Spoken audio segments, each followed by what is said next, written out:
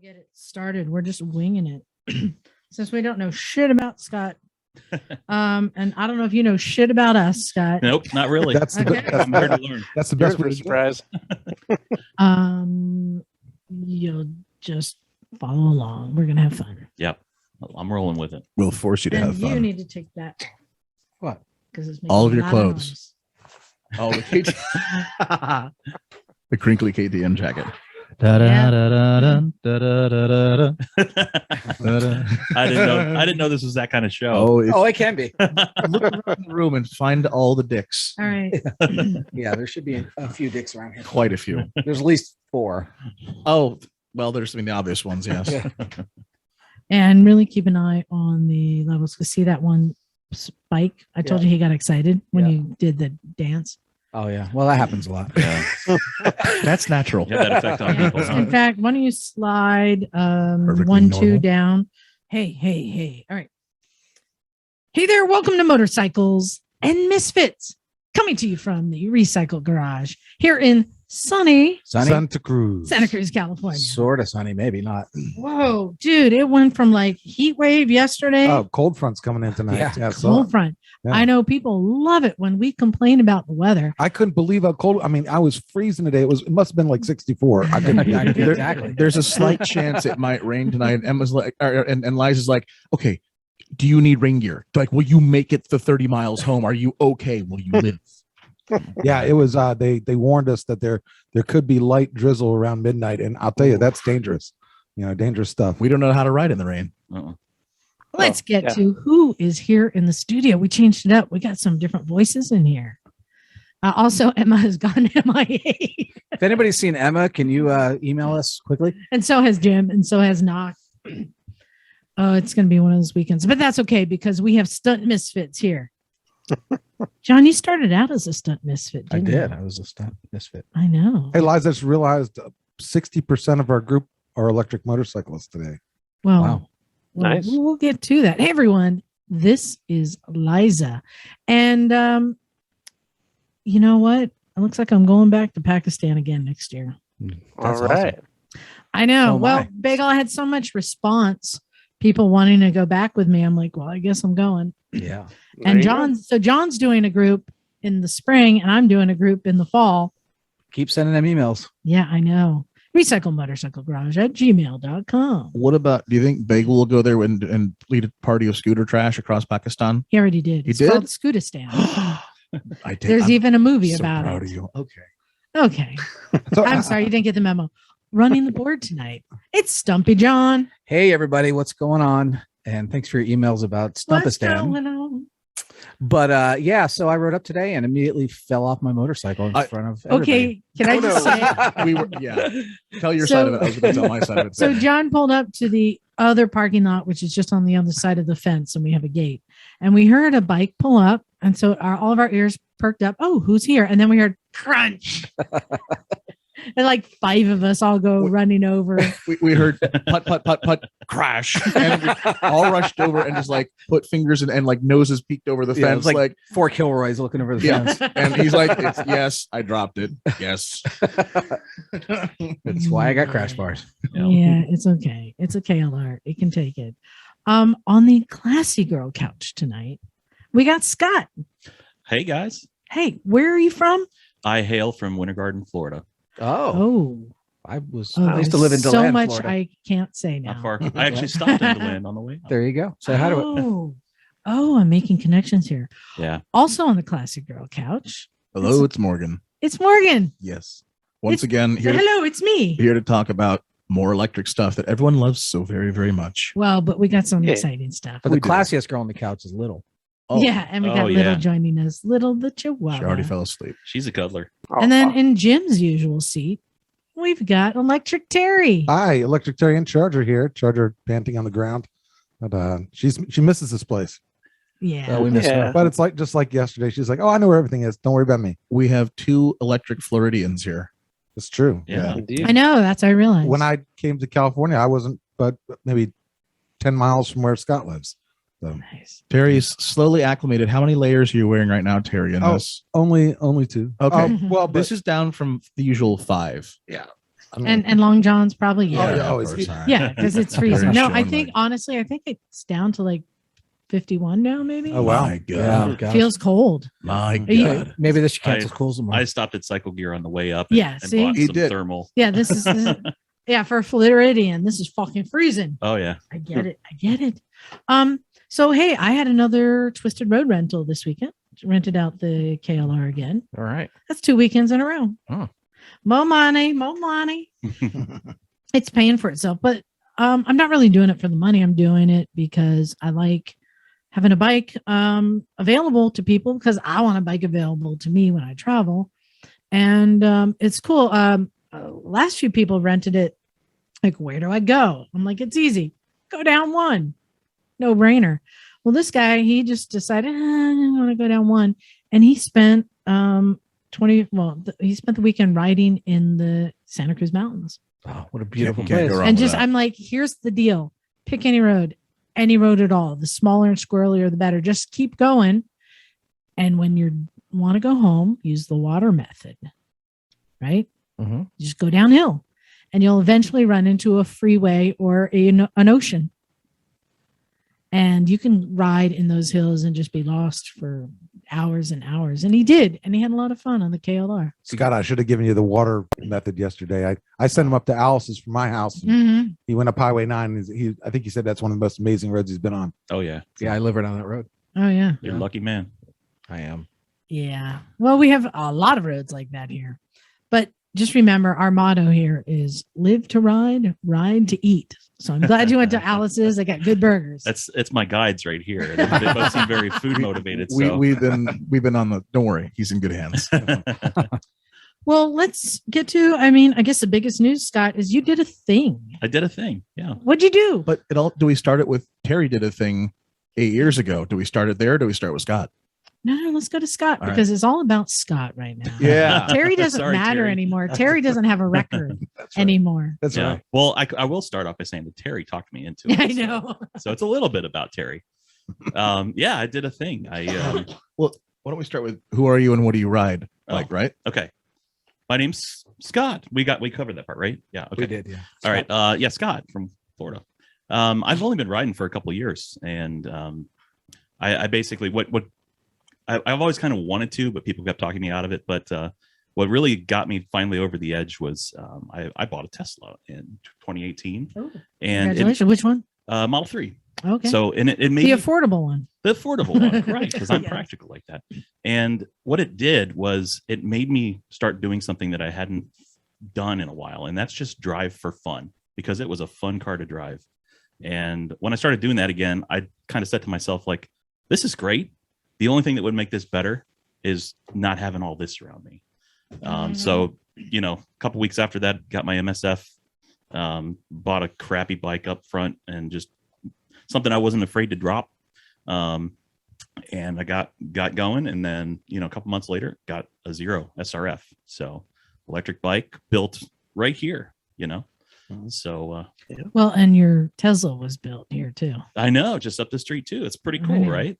Come from the same place. Yeah. So so I drive a Zero SRF And wait, what color is it? You learned this. I'm sorry, today. it's boardwalk red. Yeah. Yes, he's like, it's red. I'm like, no. Yeah. No.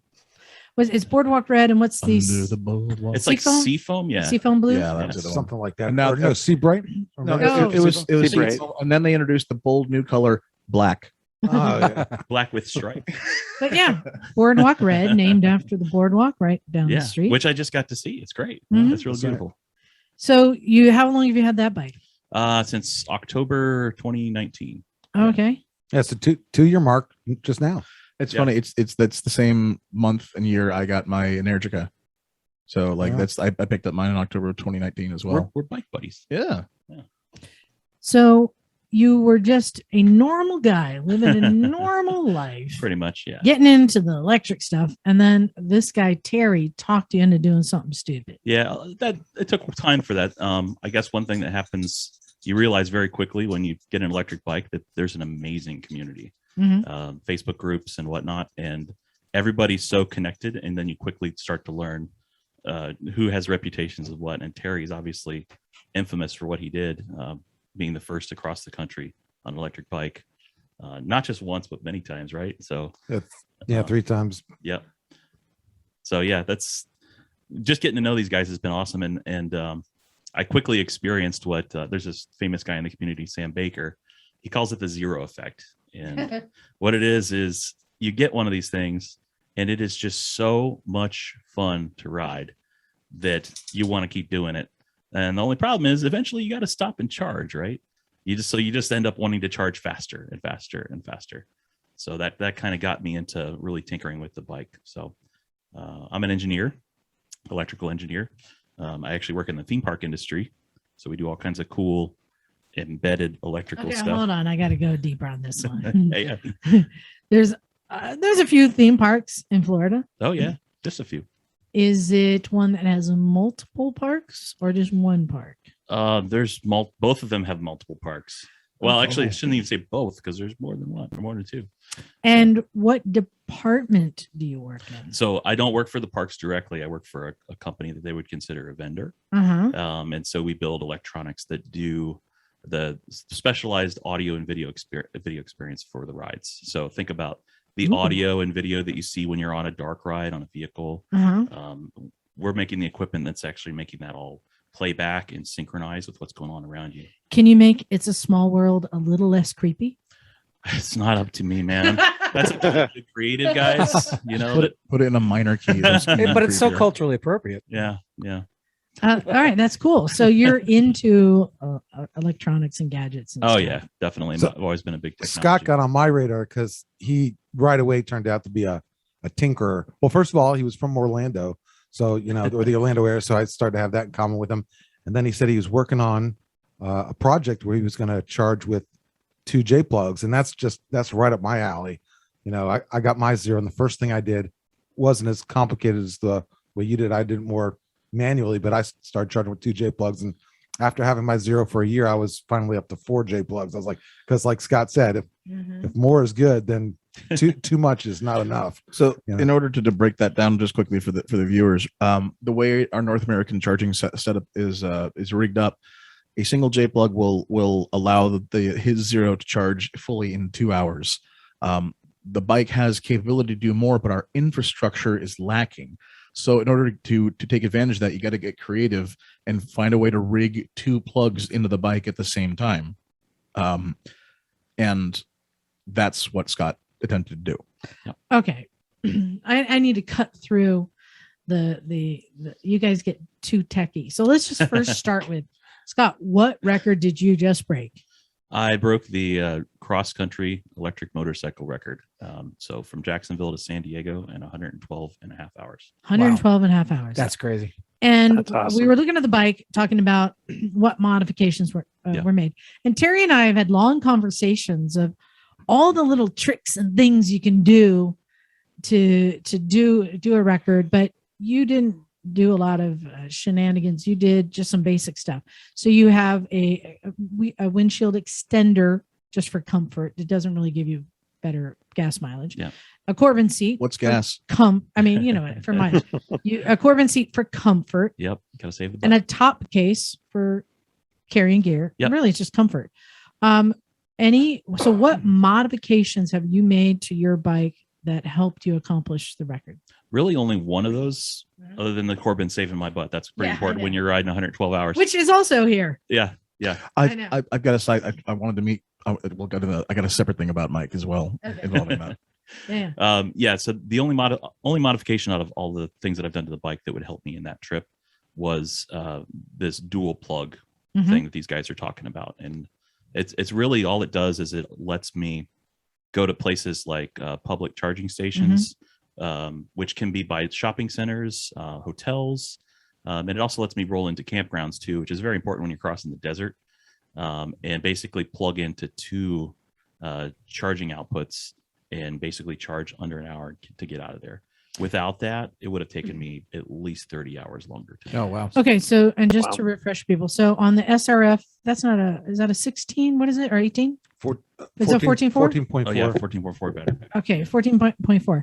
And if you plugged it into a 110 wall outlet, how long would it take to charge? Oh God, Oh, I do that so 11 Eight- hours. eight and a half to 9. 8.5 to Yeah. 9. Okay. overnight. No, more than that. I just think of it as But- overnight. 1.3 kilowatts going in, I'm sorry, I did the Yeah. math wrong. and Yeah, it's you're right. about 12.6 usable. Right. It's about 8.5 And hours. so just to refresh people, there's 3 or 4 different charging methods for electric vehicles. 3, level 1, level 2, and level 3. Well, Okay. 4, including the it's DC, and the DC, right? So level 3, most people call DC. Okay. which is the correct term. Okay. So and most vehicles can do 1 or 2. Most of And the on- cars have all 3. Hybrids will traditionally only have the basic slow stuff. Yeah. But pure battery cars almost all have Well, all of them. Almost all. but a live wire uses That's not a car. I know it's a So motorcycle. live It wire, uses- a live level 1 and level 3 only. Right. That's and a so, weird one. And That's a on the weird one. zero, it does. Level 1 and level 2 only. Yep. Exactly. So I'm just establishing this Yes. type. So using level 2 charging, it allows you to use the outlets that you see at like And what also is odd is grocery that stores and stuff. Energica does level 1 and level 3, and then Mhm. level 2 at half speed. So it's Yeah, very I know. strange. So It's all right. so, So level 2 is 240 or is it 240, Yes. 30 amp. Okay. Right. well, okay. 50 amp. But So- yes, 30. Yes, 32 amp. so the zeros can charge level 1 or level 2. So you're using level 2 because 1 is just Yep. ridiculous. Level 2. But what you did is all right. On level 2 charging, just with a single plug, how long would it take to charge? 2 hours. 2 hours. 2 hours. But what you did is you modified it so there's 2 ports, so you can have 2 chargers plugged in at the same time. That Or is as they correct. say, 2 clicks at the same time. So now you've made it so you can fully charge in 1 hour. Yes, Okay. And that's pulling like 30 amp. 50. It's pulling a full It's- 50. Yeah, 240 volts, 50 amps. Here's the thing: is this is actually readily available in pretty much all of Europe because they have the 3-phase power.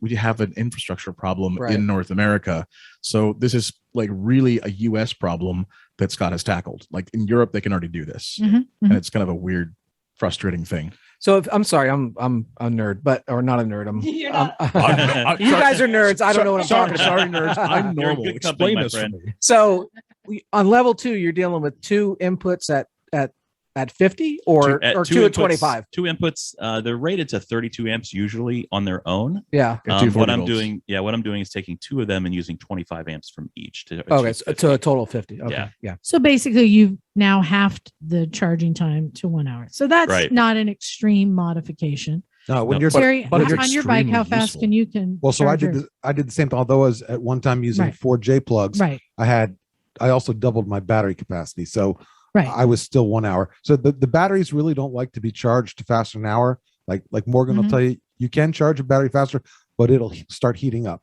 and you only Unless, get it. unless you have good thermal dissipation, Yeah. All right. which I do. Which brings us, so you did not ferret like someone like Alan Smith has done, people like that, or Terry earlier. Yeah. And you did not add extra batteries like Yeah. Terry has done. And what's really cool is what I did is completely passive with the bike as far as modifications to it, because you could take the system out and it would be a stock bike.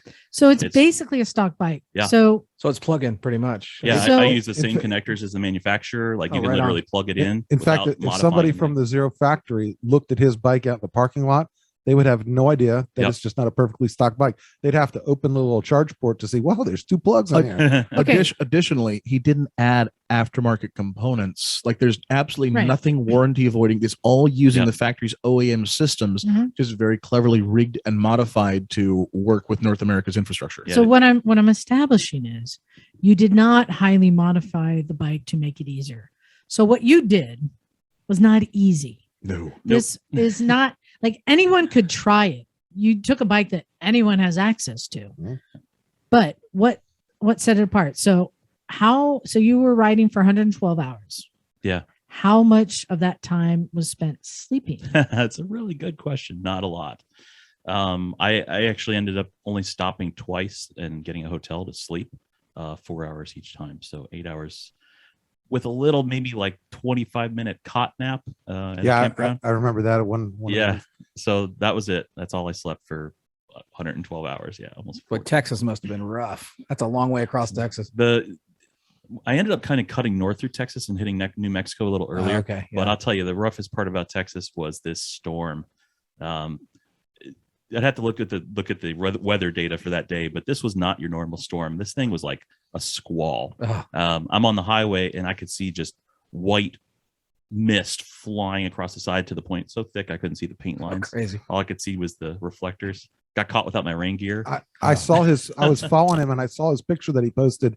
He was looking for a charge station on the side of a lamppost. It was really just a 1450 plug, and he was soaking wet. The bike was soaked and there's water all over the place. Yeah. And I said, well, let me just go to weather.com and I'll look at the radar. And I was like, holy crap, that's like a tornado system that just like, it's like bright red and like a steady line.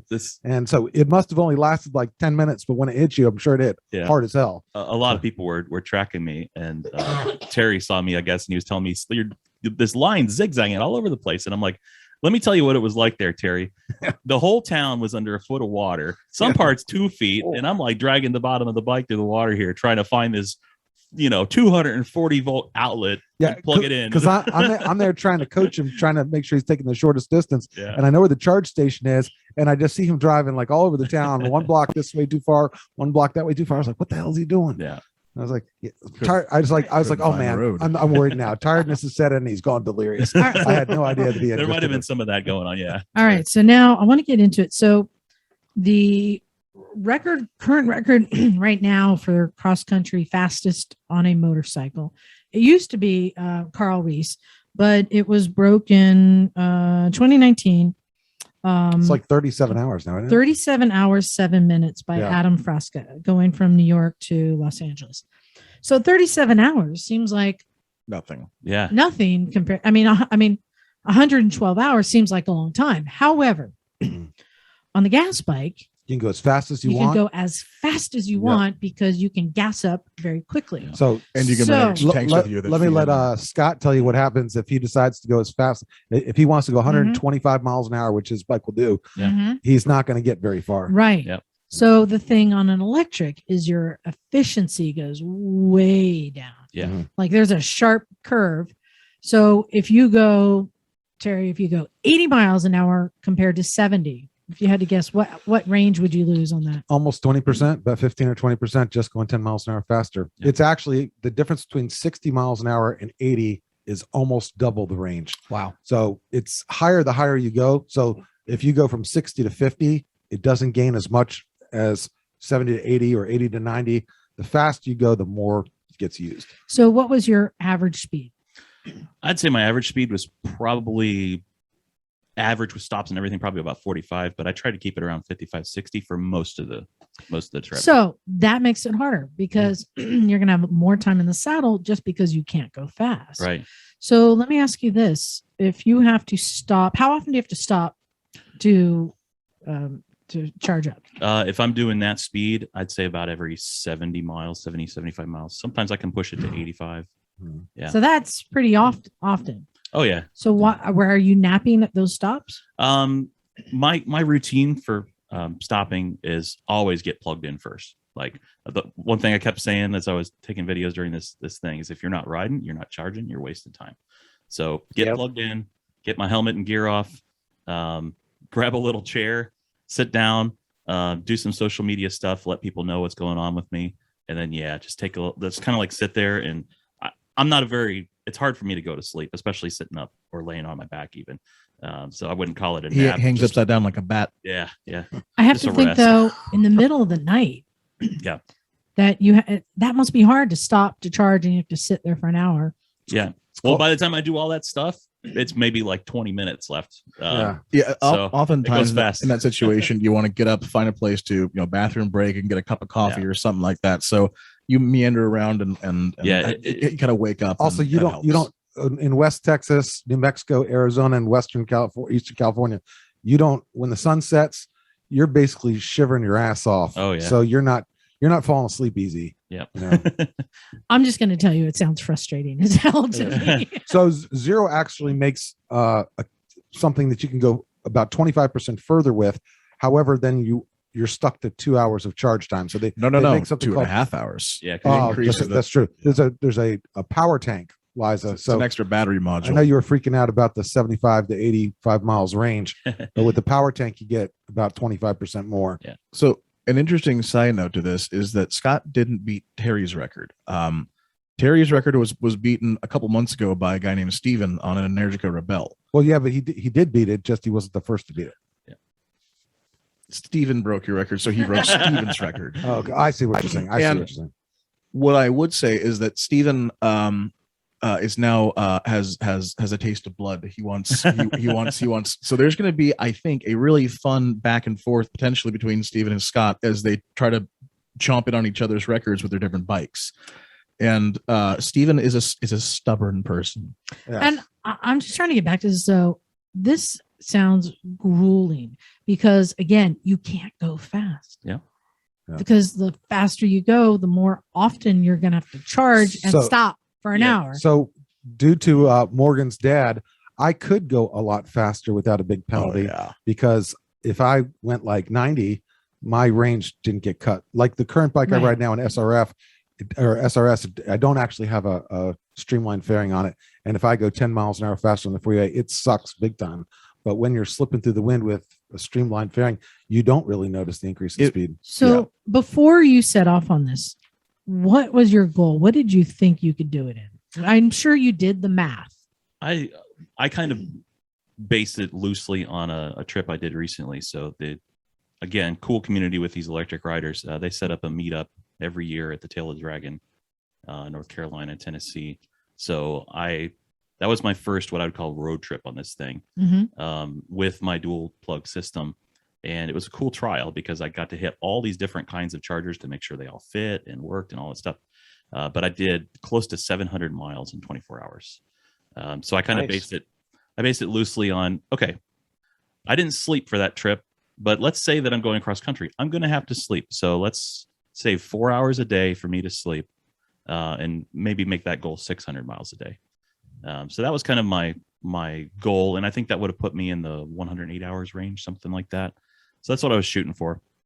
And I'll say this, the bike didn't fail me, and the system didn't fail me. What failed me was me a little bit on stop decisions or route decisions, and just a little bit of luck. Sometimes you pull up to stations and they're taken, and you got to find another one. And That's another thing. Yeah, you lose time. Don't know if there's going to be two adjacent plugs available So at any stop. for that, I'm not in the blind though. Thanks to apps like PlugShare. Mhm. When I pre-planned my route, I obviously picked places where I knew they had those two plugs, and they were confirmed to be high enough power for me to take that benefit. And then, of course, I tried to pick places where there was more than one option if I could, because if I got there and one was taken, even it would cut my charge rate in half. So, or if both were taken, then I was really in trouble. So I would try to find a place where maybe there's three options and pick my favorite of the options, maybe because it's most likely to be free, or because it's close to something like food, or a place where I can rest or whatever. So yeah, PlugShare really is a cool free app because, unbeknownst to Scott, I just showed this to him. There's a trip planning feature, a route planner that literally has like estimated range, and it just shows elevation and shows like all these amenities, and you can plan out a route, export it to Google Maps, export it to your phone. It's so useful. Every EV person, the first thing they should get is the free app PlugShare. And it'll tell you now whether there's food amenities or bathroom amenities. Back in 2012, nobody wanted to put in a charging station. The only place we're doing it were city governments. Now, when I traveled across the country, I must have out back by the trash bins. 3 o'clock in the morning. I must have peed on the side of almost every city hall in the country. You would have done that anyway, though. Yeah. That's true. So, did you expect it to be as hard as it was? I'm going to honestly say no. There was parts about it that challenged me more than I expected. Yeah. So, did you have issues with sleep? With deprivation? I did not have as many issues with sleep as I thought I would. What I found out about myself is as the way that fatigue hit me was in the early morning, right before sunrise. Middle of the night, I was fine. All day long, I was fine. If I could make it through that middle of the morning or that early morning, I was great. But that was my tough moment. When that sun comes up, yeah, and you start to feel that change in temperature and the light, boy, isn't it amazing how your body reacts to that? Yeah. And just There's the difference. It was described one time as if you stayed up all night and see the sunrise, you kind of get a sense of dread, like, oh God, I didn't get any sleep. My day's ruined. I'm supposed to. However, now. if you slept and then you woke up for the sunrise, you're like, oh, I will accomplish more in this glorious day as I see the sunrise. Welcome, beautiful world. I am here. Like there's a difference if you stay up all night and see morning versus if you get up early and see morning. very, very diametrically opposed views. So your end goal was San Francisco, was it? Oceanside, so just north of San Diego. North. Okay. I thought that for me that was kind of a little bit of a hat tip to Terry here because his ride was Jacksonville to San Diego. And was there any fanfare when you got there? Yes, it was awesome. Again, awesome community. So what happened was the way that I took, I didn't know this when I set off on this journey, but the way that I was coming into San Diego was actually going right by a community member's house. Mhm. And, once I figured this out, they arranged for me to go there as my last charging stop because he had a fast charger. He's a Tesla owner. And so I stopped there and all these guys came out, met me there. And we all rode into Oceanside together, and it felt like a victory lap. It was so cool. Nice. Were you able to Nice. dual charge there? I didn't need No, to he's got because a he had big power Tesla. Tesla. Yeah, he had a Tesla wall Tesla charger. destination. Oh, Yeah. I see. And I got you. Darren's the kind of guy who would probably splurge for a powerful one. Right. So that was Yeah. over 16 amps, and that's all you need. I got you. Hey, Bagel, what's the record So for Bagel literally just oh. walked away. Bagel? What is the record Yes. for cross country scooter ride? Cross country scooter ride? I don't know. Oh. I figured you would have it. Well, if you'd let me know beforehand, I could have looked it up maybe. But I've been looking it up. I don't see one. somebody may have done the 50cc on a Vespa. Oh, I'm not positive. You Dude, guys are I'm not maniacs. seeing one for cross country USA. I don't know. Well, Bagel's got weekend plans for next weekend. I guess. He does, yeah. Thanks for putting the bug in my head, Liza. Come on, Terry, talk them into it. Yeah, I'm pretty good so far. I talked Stephen Day into it, and then I talked Scott into it. And I'm trying to get others So- too. Just a quick follow up on Steven is that Steven's the guy who beat Terry's record, and then Scott followed up and beat Steven's, but it was close. It was very, very Yeah. close. So Terry's record was 130 hours. 135, Yeah. Steven's was 115, 114. 114. Scott's was 112 and a half. Yeah. Hour and a half difference. Yeah. The Very, thing, very thing close. is, like we were talking about, Yeah. there's only a certain amount of speed you can go, a certain amount of charging. Now, I think Steven could possibly break it by a little more. I think Scott can too. K- They both learned a K- lot from their Okay, trips. Chris Maxwell, if you're out there listening, I expect you to write a charge point on your energy can Yeah. try to beat it too. But I'd say like most people in the community were probably not shocked that record got beaten.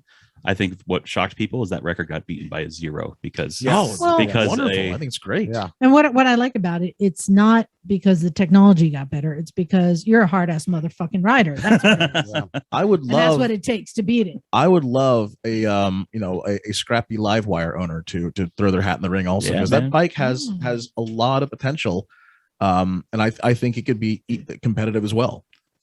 Well, I think that Just needs a better seat. I think that there is an opportunity for someone else who wants to try it, or Bagel, for you to set a record. In fact, there's a lot of different electric records, and I thought we'd play a little game. You guys ready for this? Sure. What's the This one clever is name you came called- up with it? Electrivia. Oh my god! Electrivia. Okay, this is cool. So I found and John helped me. We found a bunch of records, and it's simple. I'm going to give you guys 2 potential records, and you have to guess which one is the right one. One is right, one is wrong. For instance, the fastest electric car. It's called the Buckeye Bullet. And what's interesting, a lot of these records come from universities who are experimenting. These aren't like stock or production. Can you No. can you Vehicles. give us a hint? So- Was this oh, yeah, no, I'll like give you- I'll Salt give you- Lake City? Buckeye, that's So- Ohio. The Right, but yeah. where was Buckeye the Bullet. where was the So- record set? This is the fastest electric car. I'm going to give you 2, and you guess which one is the record. 299.979, or is it 314.958? You're gonna have to give some context. Is this No, I cannot. That's all I wrote don't, down. I don't think she has to. That's yeah. all I wrote Hey, down. well, I'm Fastest electric car. let's say 314? I'm gonna go for the over 300. Yeah. yeah. I'm a Buckeye. Actually, I was born and raised in Ohio, so I think those guys are badass, and I'm pretty sure they hit 314. Bagel, where are you jumping in on this? Yeah, I agree. It's probably 314. You're correct. All right, go Buckeyes. 314.958. Here's what I'm going on. Nice. If they thought 299.97, they would kill themselves until they got over I know, 300 right? I know. because no self-respecting would allow that to stand. Like, we can't go home. Yeah. We have to fix this. Yep. Okay, this one is the fastest electric car traveling over 500 kilometers averaged a speed. So averaged, as you know, 500 kilometers. So we're talking like 300 miles or so. Well, that's one Roughly. battery charge for a big car. Yeah. It's one full charge. but as we know, the faster you go, Yeah. Right. Yeah. right? So, So to be able to complete is this 500 is kilometers, this a production car? No. no. Oh, It's a, okay. it's a universal. So Oh. did it average a speed of 178.53 miles, or did an Miles per per hour hour. miles per hour, or 106.97? 106.97. 106. 106.97. There's no way at 170. it would That's work. true. That's true. Yeah.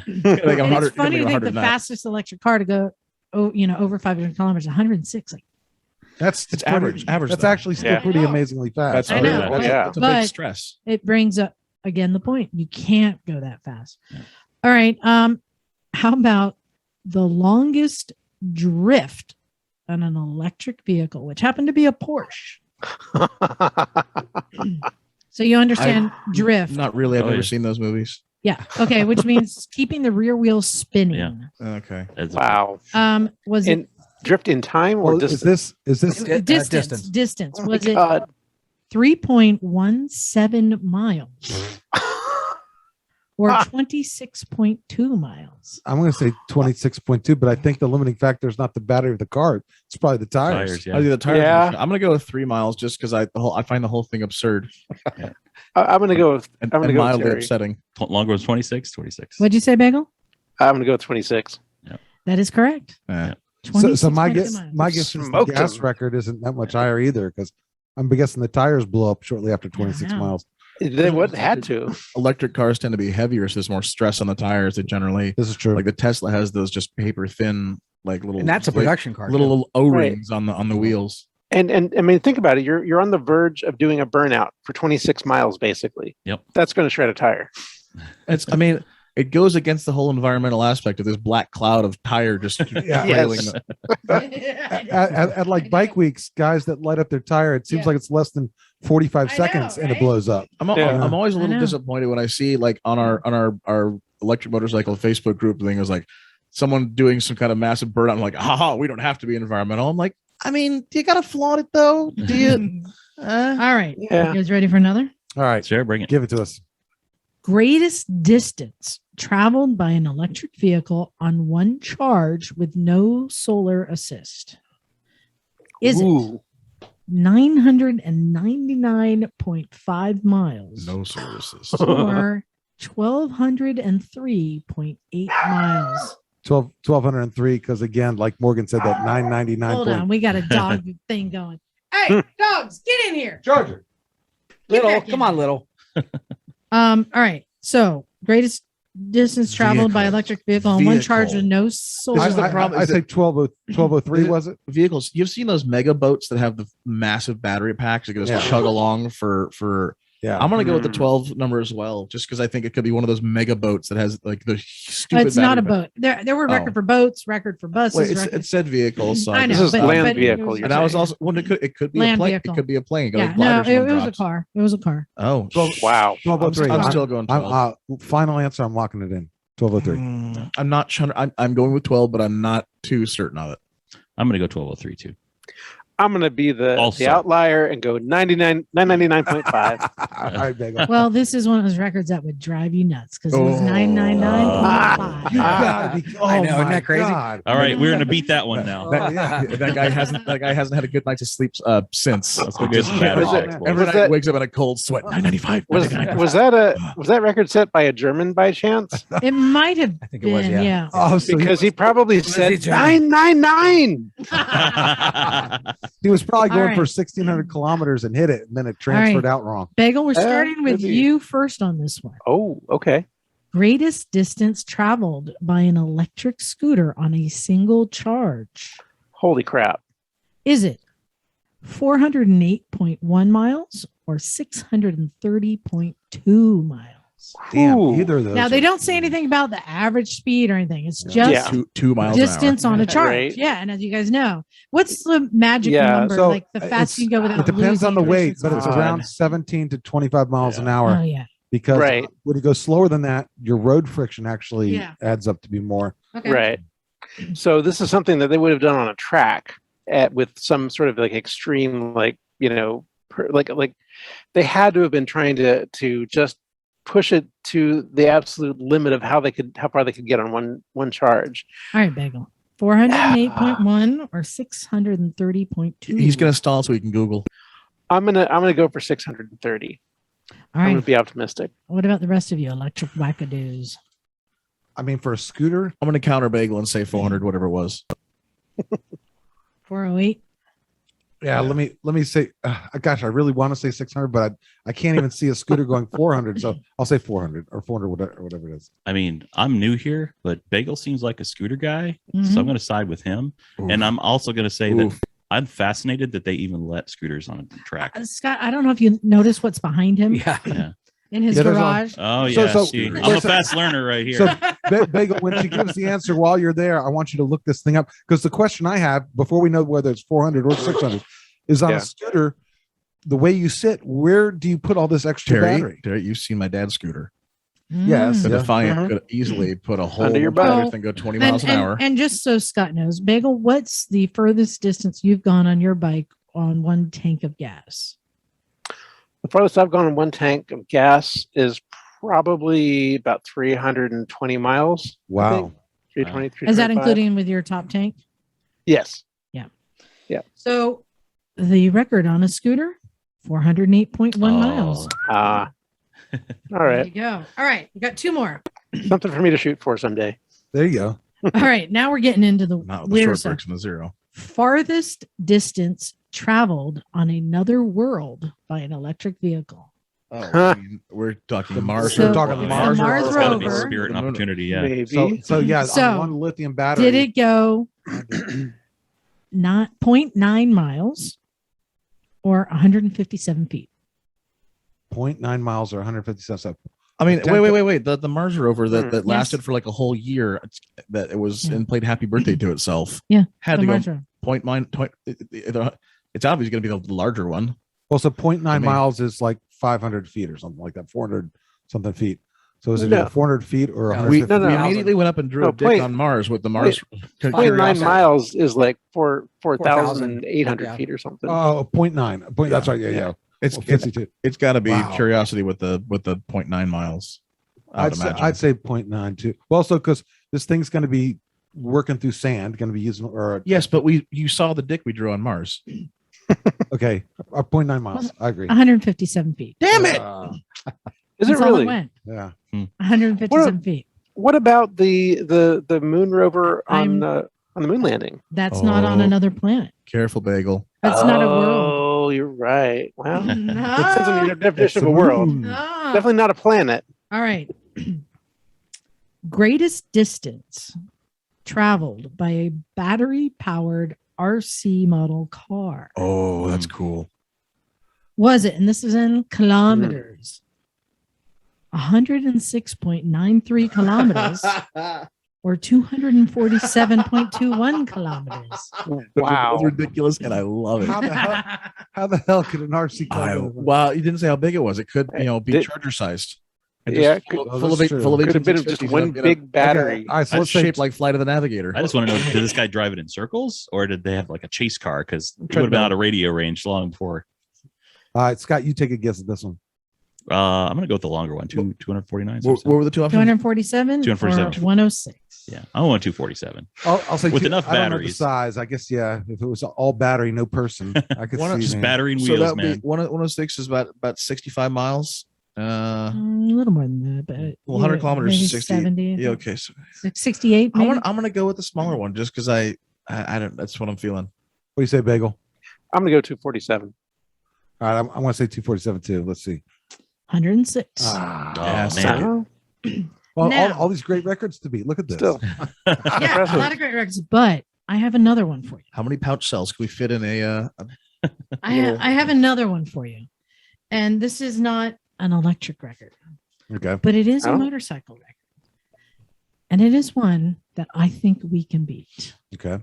I will abstain because I heard Liza talking about this before the show. So, for those of you who don't know, here's the question. What is the longest office chair train pulled by a single motorcycle. So these are people sitting in office chairs tied together in a train, Yeah. being pulled by a motorcycle.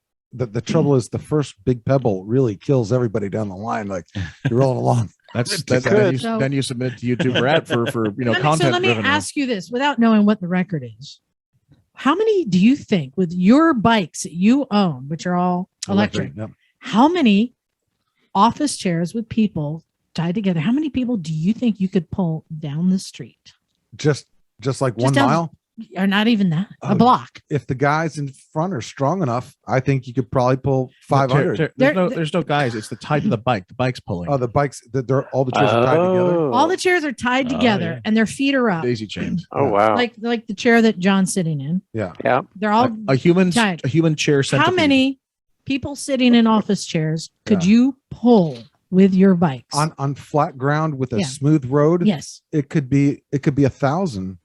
No, I'm not Yeah. kidding. I mean, So hold on, you've seen Like if you did it, You've seen the electric electric cars pull Ford jumbo F1. jets. Ford I- F-150 yeah. Lightning. This is kind of like name that gen. Like how many can you Yeah. pull? Do you think? How many times has this happened to you? You have a bass. I'm telling you, I think I could like You the think bike you could has do enough 1,000? torque that I could people? start going.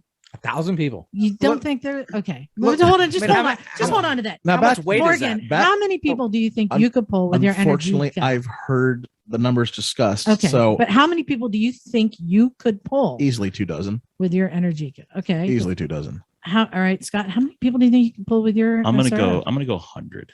You think you can pull 100 Yeah. people? I'm just playing cautious because I've Man, heard that's- some of the numbers discussed, and I'm just blah blah blah. Like I'm talking like ice skating rink, smooth floor. Well, Good rollers. Ice, okay, Yes. roller No, rink's different. We it's said street, road. A street. We said asphalt road. So it's going to be a Ooh, little less because asphalt there's going road? to be friction. That's right. that's going to be Road. tough. Road. That's going to be the limiting factor. So Terry, you want to bring your number down a little?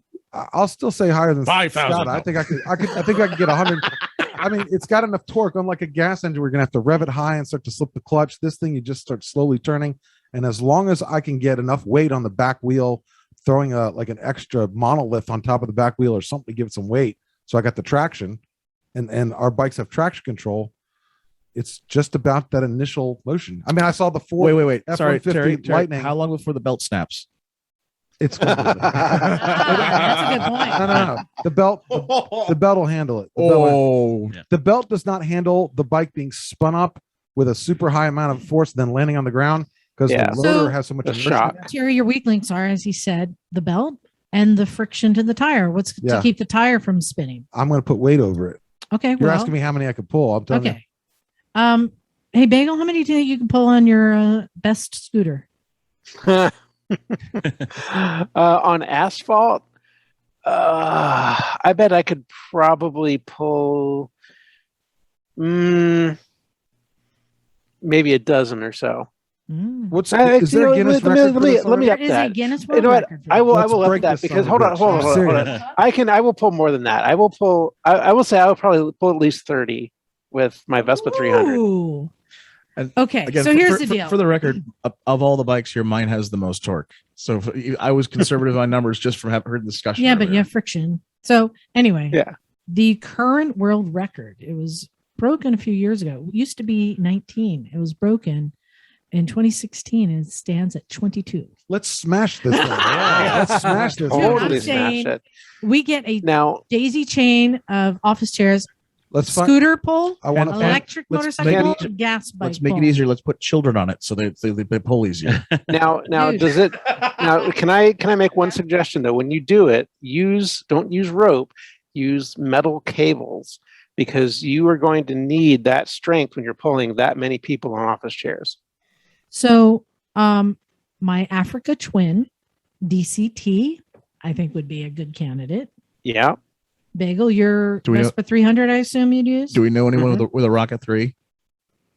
I don't know, but I think the DCT would be really easy Let's look up the most expensive office chairs with roller bearing wheels. because a bike with a clutch you can burn out.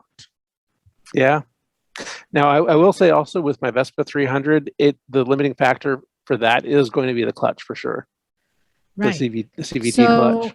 you guys, this is an easy record. Yeah. There's also a record that is the longest chain of office chairs being pulled by a priest on a motorcycle.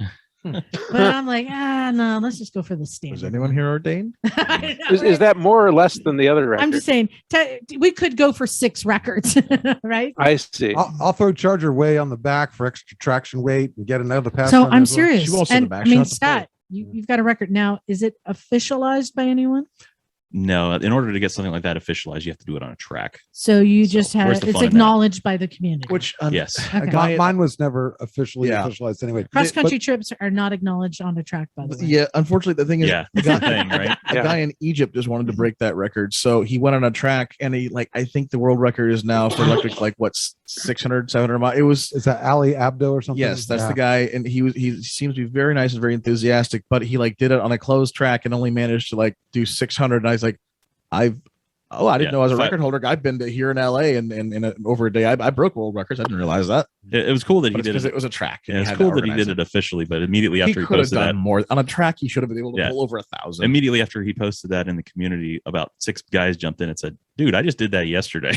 But that's how you get officially done. And I Yeah. think we were a little harsh on him because he did go through steps to make sure that happened and raise awareness. So good on him. His name is Ali Abdo. And So- he's, yeah. I think the biggest challenge here is getting all the office chairs. So how many office chairs does Zero have in their office? Well, Can I don't tell you- know. You know where we're going to go?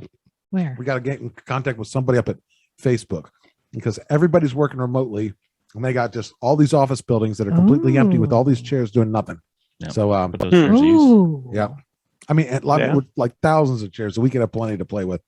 We'll have to go out to the parking garage or something. And You're right. There's, I mean, so many places had a- over in if you Silicon had a Valley. Concrete parking, Yes, structure. smooth with concrete. smooth concrete in the. Yeah. Do we know parking anyone garage. who works at? Oh, wait a minute. I know someone who works at Tesla? Well, in the tech industry. yeah, Oh, I can make a call and see.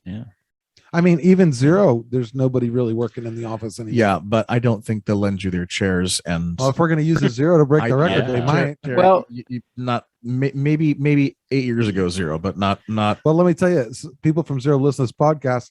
If Liza, me, or you get a message, we'll know why. You know, I'm just saying we can have a line of bikes and instead of one. Oh after my another. God, we could do a chariot style with 4 bikes pulling all the chairs. Anyway, we could have 100-yard race book in opposite directions, and the first person to Jousting. so anyway, there's a record I think we can set. Yeah. Well, Now, Scott, we know where we're going to find the chairs. Where are we going to I find know. the light people? Oh, that's not a problem. We put the word out Yeah, next this- podcast. this We room's need not 20. We need 30 Yeah. people to show up and sit on a chair. I know that's not a we That's tow easy. people around on milk carton crates around here, and Yeah. people like to sign up for it. So So Scott, Yeah. you have to go back to Florida. That's where you live. Yeah. Are you gonna set another record on the way back? I don't Funny. think so. Funny thing, he's actually challenged me. Oh yeah. Oh, so he was only going to stick around. Like he was supposed to be gone already, Mhm. and we encouraged him to stick around. He got to do Highway 9 yesterday, Mhm. and I said him. I said a smart Scott would go to Big Sur, yesterday morning, and he went okay. So he went down to Big Sur for the first time, and then went up to Highway 9 and just got to play around on all the roads. Go to Alice's. and did you take him to the Vetter Ranch? He's staying with us for now. Nice. I'm crashing at the veteran. So Yeah, pretty cool, huh? Yeah. And tomorrow he's going to try to go visit Zero HQ for some stuff. And then Tuesday he wants to head back south. In the SoCal group, there's a guy named Patrick who's also using the same mod that Scott has made for his Zero. Scott actually Mhm. sold one to him, and it was allowed Patrick to do very, very well on the Anaheim to Reno run that we did as a bunch of group electric people. But he's going to be doing a racing day down in Buttonwillow on Tuesday. And Scott said, hey, what Tuesday morning, I'll race you down to Buttonwillow. And I said, all right. So we're going to start from the same spot Oh. in Carmel Valley. And we're on my Energica SS9 and his, Zero SRF with the modified, completely different charging setups, completely different charging stations we'll have to visit. But it's about Yeah. 200 miles. See, the Just key a friendly here- little. Is to be the first one to the plug. Actually, it doesn't Yeah. matter Well, because they're we using use different plugs. completely Yeah, we use plugs. different plugs. That's Yeah. what's great about it. So and there's a part of the story he's leaving out that I think is poetic. Oh. And that is Patrick was actually the first person to use my system. I mentioned that. I said that. Yeah. That's not the part. That's not the part. Oh. The part is he surprised you. You didn't know he had it. God, that guy's scum. And Yeah. and because of that, he won a bet, right? Yeah. I Yeah. got the dollar with me right here. We were taking 3 bets on our Anaheim to Reno run, And we were asking, how long people thought it would take Patrick to go from Anaheim to Reno. I assumed he only had the default charging setup, and I said I think it's be over 24 hours. And if he's under 24 hours, Darren, who organized the thing, said, yeah, I think he'll be under 24 hours. I said, let's bet on it. So I have to present Darren with this dollar that says Patrick is faster than he looks. I've had it since April. So, I didn't have a chance to give it to him. So Patrick cost me $1, the swine, because the day before he didn't tell me. He snuck this mod on literally the night before, and he almost beat me. Like I beat him in time from Anaheim to Reno, but he almost beat my record. I'm like, what the hell? And what are the conditions of you giving him this dollar? Darren wants the dollar in person. I can't give it to someone else, and Darren's not going to be there, so the dollar will remain in my possession. So it's poetic because Morgan and I are racing down together so that he can meet the conditions of this dollar delivery. The dollar's got to go to someone who's not there, and I'm not going to hand over the dollar because Darren's not there. Oh, I thought Darren was Patrick's going to be there. All right. Liza, since there's I think there's somewhere around 5,000 SRF or SRSs out there. Now I'll have to check the exact VIN number, but I'm sure there's plenty of listeners that listen to your podcast that have SRF or SRS. Now, what they need to know is this kit they're hearing so much about, they can actually get it. Scott, what's the best way for them to find out how to figure out if they can if they're capable of installing something like this, if it's something they want? Where do they go to learn about it? My website at emotodesign.com. Okay, cool. What I have said over and over, people who ask me, if I were to get my pick any zero from Zero's lineup, the one I would want would be an SRS with Scott's mod, with the rapid charger with Scott's mod. That would be the most acceptable zero for me. It's the most comfortable one with the lowest foot pegs, highest handlebars, most comfortable seating position, and it's got the same range as the SRF. A semblance of aero, at least an attempt of semblance of aero. Well, that's why they say the range is the same. You're in a more aggressive riding position on the SRF, but the range is the same, even though you're sitting more upright. Do you have the SRS pegs on yours? They look lower. I do. So my bike actually has an SRS tail and an SRS pegs. Yeah. All right, I got a question for you.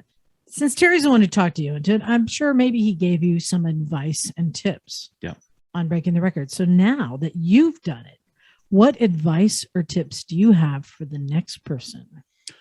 Oh, good question. Well, first let me give, I'd say, the top 2 tips that Terry gave me that were really helpful. The first one was the click chair. Man, that thing was a lifesaver because, like I said, I do my social media posts, get plugged in, do my social media posts. You mean like a camping chair? Yeah, camping chair that flips up in 2 seconds. It's like the size. It's like the size of a large bottle of water when you pack it up, and you can pack it up quick. Bagel, do you do that? Yeah. I have not seen one of these. I want to get one of them. The reason is if you have a camping chair that takes like 2 minutes to set up, it becomes a hassle. You want to be able to throw it open and sit in it right away. Yes. It's funny. All right. That's awesome. Add that to your list, Bagel. Yeah, Bagel's an endurance rider. All right. And what's the next tip? The next tip, the one thing that I was not comfortable with because I had never done it before where I live, I'd used public chargers in the city halls, like Terry was saying. I'd use hotel chargers all day long. What I had never done was charged at a campground before, and you cannot get through the desert without stopping at a campground because there are no public chargers out there. So Terry was super helpful there because I was like, what do they do? Like after hours, they lock the gates and I can't get in, or what? How's that work? They're always open. You can just roll in, plug in, especially this time of year. It's off season. There's plenty of spots open. And then you go and you leave some money in their drop box there. Wait, they have J-plug chargers? No, they have those 50 amp RV plugs. The RV plugs, the 1450s. And Scott actually brought 2 adapters that go from when people charge at home in their cars, they have an EVSE, a vehicle adapter that goes from their wall outlet to the plug that goes in the car. Scott packed 2 of those, and so he can just like grab 2 RV park plugs and bam, in and out in an hour. Yeah, remember those like click chair. Were those juice boxes or what? They're Tesla mobile chargers. I love those because I already have Tesla adapters for J-plug because that's if you're a Zero owner, you carry one of those always. I brought 2 of them for this so I could dual charge. But the Tesla mobile kits are amazing because it's one cord and one little EVSE charger box, but you get these little adapters you could plug in the end and change it out. So I use it for 1450. 1430, GT30, even wall outlets. So That's great. one cable, which is taking up your top box, but all these little tiny adapters you can snap on. So I remember when Nice. I used to tour with a Zero, and I had so many adapters I brought with me. Yeah. Got rid of all of So them. now those are Terry's tips. So what those are Terry's your tips? my tips, as I have aforementioned, I live in Florida. So when I left, I was not considering things like, hey, I'm going to be going up in the mountains. Uh-huh. It's going to be cold. Uh-huh. So as you noticed here on my way up here, I stopped at Cycle Gear and got some, very nice thermal motorcycle underwear here. I did not have that on the way out. And when I started hitting the mountains in New Mexico and Arizona, I was just to the bone cold, freezing. At one point I packed like t-shirts and stuff. I threw on 7 t-shirts, this little sweatshirt here I'm not wearing it right now, actually, sweatshirt, and then my jacket with its rain liner and wind liner, and then even my rain gear on top of that. And I was still freezing. That's more of just like a novice motorcyclist mistake. Yeah. but no, I that's- had never ridden out here in the mountains before, and man, That's a good tip Yeah. for people. That's great. yeah. And so- what? And do you have one more? Oh, let's see. Another tip. Let me did you have enough water or snacks Yep, and yep. stuff like that? I was good with water and snacks. Those are definite. You got to have them. If you're stopping every hour and a half or so, generally you're in civilization where there's a store open nearby, or even the RV parks have little snack stands and water things. In them. However, you cannot count on that. So it's No. And within this, did you complete an iron butt? I've never completed an iron butt, and then I actually didn't even really know what that was until I started talking to these guys. Aha. Yeah. So 24 hours seems like a I piece of don't- cake to me I after don't- 5 days. I don't think that I think I bike have is titanium, capable of it. but- I've said it before and I will say it again. I do not believe that bike is capable of it. I love your mod. I think it's great, but I don't think that bike is Sounds like capable of it. Sounds like a challenge. Right? Please Can you do throw it 1,000 miles within So 24 Scott, hours? That's what an iron butt is. Yeah. And I don't think that bike is capable of it. so No. Scott, again, I'd love to Bagel see it, is our though. scooterist. If you're not Yeah. familiar with them, Bagel, tell them about the last iron butt you did last summer. The last iron butt I did was 2,000 miles in 46 hours and 55 minutes. Wow. On a scooter. Yep. And I'm still waiting for the certification. They're a little backed up, but Right, I'm the hoping whole that way. might come in the next month or so. I like Bagel already. That's 2 iron butts back to back. That's amazing. Yeah. Yeah. One, Well, I for did- each, I- one for each cheek. I did 3 nested within the same ride. I did 1,000 Yeah. miles, 1,500 miles, and 2,000 That's miles. the bun burner. Yeah. Yep. And just so you know, I have also done 2 iron butts myself. Nice. Sweet. But that's something that Terry and I have long talked about, doing an iron butt on an electric bike. Well, That's- Terry's the only one who holds that record. Right. Yes. So that's another. But the Record. production record has never been done for a production bike, and yours would not qualify because yours has been modified. Well, it could if he only used one charger. And he will never ever break that record with one charger. I would have to hit Tesla chargers Tesla only. charges only. Yeah. And you have to conform. There's very strict rules because I was talking with Mike Debone, head of the Iron Butt Association. Mhm. And he has very, very strict electric rules. Scott, I think if you built off some standoff brackets and you threw a better fairing on, See, I And think- hey, now- guess what, Terry? I That think would he no did. longer be production. Now we're into Ah. have you? Just the seat alone. Yeah. but it would be throw me cool off. to do one. It would be cool to do one that has the powertrain all the same. Like I'm not Same denying it wouldn't be batteries, cool. No, same- I'm not denying it would be cool, but it wouldn't Yeah. be production. It wouldn't do anything other than potentially break your record. the thing is, if you use something even like a Corbin seat, is that technically production anymore? Yes, Yeah. yes. It's The a- rule. yeah. Yes, please read the rules. Yes, Okay, I'll have- it's all very detailed, and I Okay. will forward you So- Mike's special beta version of the. So electric like when you ones. throw Givey kits on, I'm just saying if there was a third party aftermarket I- product that anybody could Terry, buy. I will. Yes. Mike is especially a stickler about this, and he wants to know the rider's weight and height, and have tracking camera records of every charging stop. He is super detailed about. It. I'm Yeah. like, okay, this passes. Morgan, you wanted to mention something about Mike Corbin. Mike Corbin. Yeah, I was talking about Mike Kneebone, who's the Iron Butt Association. So Mike Corbin, Mhm. Scott loves his Corbin seat, and that saved Mhm. his ass. And Mike, Literally. of course, being the kind of father of electric motorcycles, he would have loved to see this. I thought so. I called up Mike over the weekend while Scott was here because I wanted to go yesterday up to Corbin's and pop by and do a little. And so I called him. Hey, Mike, how's it going? Hey, I got this Florida guy here, and he's came and he's done this. Like, Florida guy, send him over. And we talked. We're like, cool. So wait, so where are you, Mike? Oh, I'm in Biketoberfest. I'm in Florida right now. Oh, We got a Never Florida. mind. We got a Florida guy in California. We had our wires crossed. He thought I was talking about sending the Florida guy over to visit him in Biketoberfest because he's literally in Florida right now. Oh, I was like, never mind. Would have been good. Well, Next time. Mike, if you're listening to this, I would have loved to thank you in person, but thank you very much because I've done probably 3,400 miles here in the last 6 days, and my butt doesn't hurt a bit. It's amazing. Those Yeah, seats are amazing. They really that's are. a worthwhile upgrade there. and I'm sure you're familiar with Mike and his history of breaking records on an electric Yeah, motorcycle, yeah. which is crazy. Is that Quicksilver. Oh yeah, Yeah. that's beautiful. And what was that? 1974, 157 Yeah, miles an hour, something like that. Yeah, and you That- heard the story about how he so stole gorgeous. silver from the Navy. borrowed. Give it back. So that's Borrowed silver from the Navy to make the his batteries.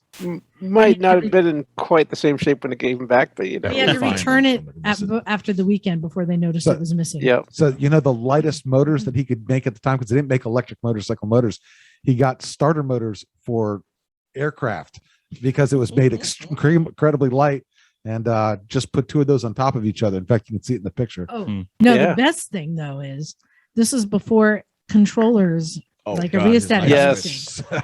His He nice had switch. nice switches that he threw that would just Yeah. power on more and more. Before more the power. motors. Before the day of the transistor, what did you have to do to make And- things work? Then? And Mhm. unfortunately, they were only good for one use because they would weld themselves together after one use. Oh.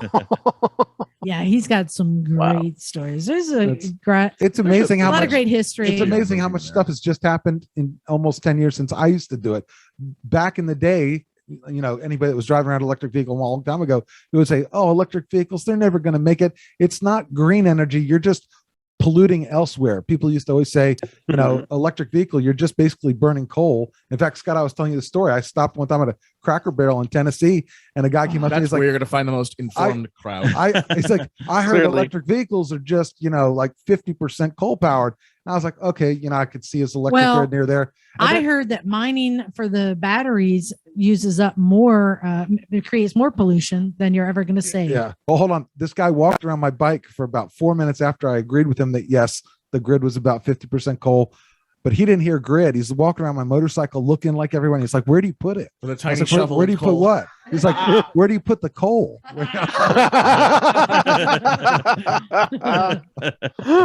That's great. Oh my word. Well, there's a lot of opportunities here to do, new things. And if anyone, I just want to catch up with you guys. If anyone is looking to get a cheap zero, what is now the cutoff for a bike that's acceptable? Probably 2013. So not Oh, 14? you mean for used? You're talking used? Yeah, like a zero. 13, Yeah. 13 Chuck 14. just sold his 2014 For $4,000. $4,000. Yeah. So you can get a used FX, maybe 2015 But FX for maybe You don't want to get anything older than a 2013. 2013. I would- for sure. I would honestly like to keep it above 2016 for the IPM motors. Yeah. Well, okay.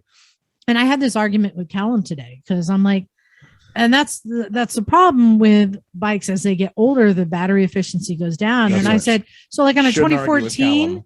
like you think that you can get a deal on Well, that? see, And he goes, here's- oh, batteries would be at All right, like 90%. Here's I'm like, the really? thing. Here's the thing. A couple things. There's an easy way to do a battery integrity test. There's an easy appliance you can buy off the shelf, any hardware store. It's called a kill-a-watt meter, KIL-A-WATT. Mhm. All you got to do is Run it empty. ride the bike to empty, plug a kilowatt meter into the wall socket, and then charge the bike to full, and then see how much power it used and how much versus what the battery's supposed to have versus what you actually got. And you can say, oh, Yeah, this it's too battery's in good shape. complicated for me. Yeah. Well, would- so I drain would- it, you drain it, you fill it, and you see what the measurement was. These That's it. days, Yeah. there's But- very little difference. Like you just said, Chuck just sold his 2015 for 4,000. The difference now Yeah, in it's a cost, 14 is 11 4-pack. it was a 15, I'm pretty sure. All right. But 11 anyway, 4-pack. okay, maybe it was a 14. But anyway, there's not much difference now between like a 2016. A 2016 might only be like 1,500 more than a 2013 was because the prices are now Yeah. kind of plateaued. But I just remind people, anything older than a 2013, It's no go. The batteries. avoid. Yeah. Yeah. I think one important thing to consider too is we're talking about battery degradation, but this is a very quickly evolving technology. That's right. So you heard Morgan say you got to have the IPM motor. Like the benefit to buying a newer one is not just the fact that the battery's healthy. There's quality It's- of life improvements. They've come so far with more power, more torque, more range, more features, traction control. Yeah. So the newer bike you get, the more. We've got a 2014 that a friend is giving us for a long-term storage thing, and it's got a newer battery pack on it, but it's got the 2014 motor.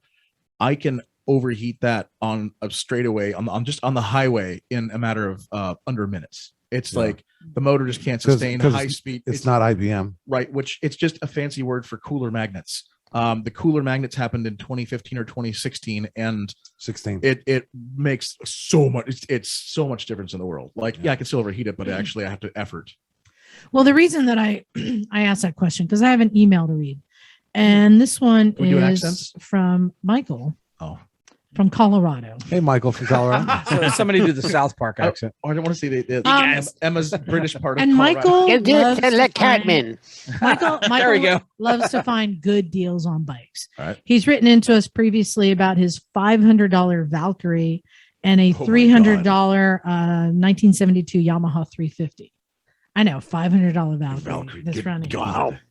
He had says, one. since I last messaged you guys, I've gotten the Valkyrie running and put about 300 miles on Oh it. my God. Hey. But Six-cylinder after riding it, I realized it's a bit too big for me at Yes, this it point in is. my life. And on the other hand, at 6 foot, 235 pounds, I'm also too big for the Yamaha. So I was thinking about selling them both and try to find a dual sport, something like a KLR 650 and a cruiser, something like a Honda Shadow 1100. I was looking for a price range around $2,000 to $3,000, and your thoughts and suggestions would be greatly appreciated. I would like to get a third dumb/interesting project bike, like a Honda CX. I assume it means a CX 500. I can find them cheap, and I like the quirkiness of the lateral mounted engine.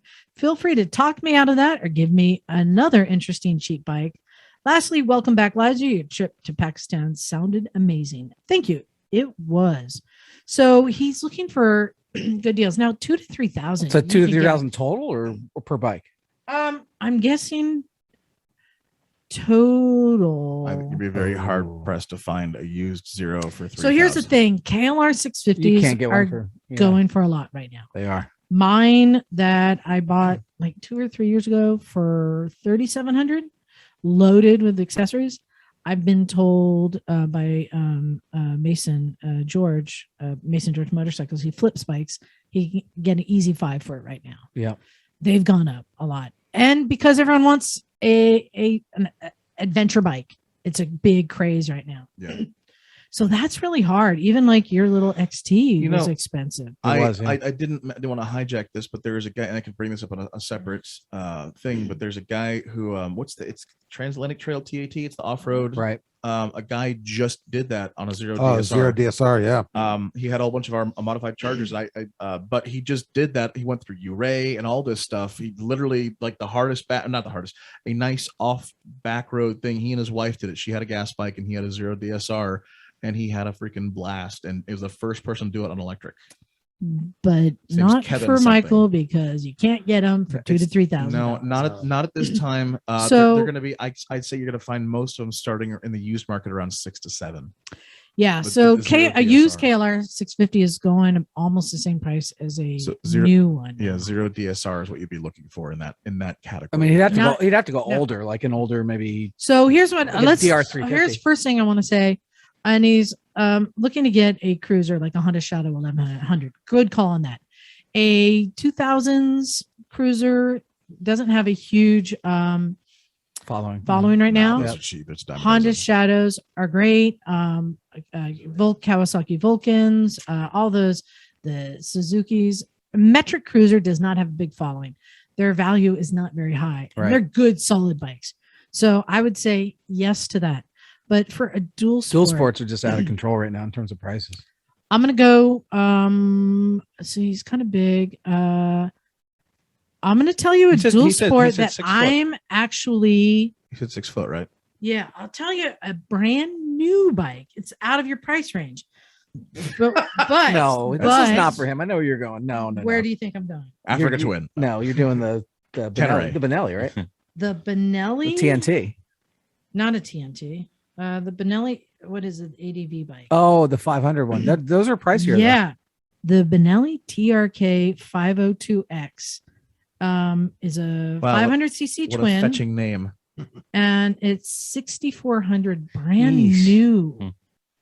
When you're looking at the price of a used KLR versus a brand new, like a 2021 Benelli TRK 502X, Yeah, I don't know. I'm just saying, like, it's a wild card I'm throwing out But you there. got the SWM too, also. Yeah, yeah, And that's around the SWM. same price. So there are these off brands that are knockoffs Are they that are gonna coming from be- China, Are but they going are to be better support for those? quality.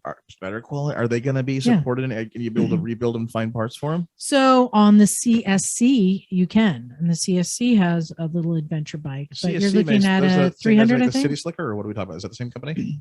I'm not No, sure. but No, it's what- California. It's California Scooter Company. You're getting into yeah. Chinese-made bikes, but more reputable brands that you can get aftermarket parts for.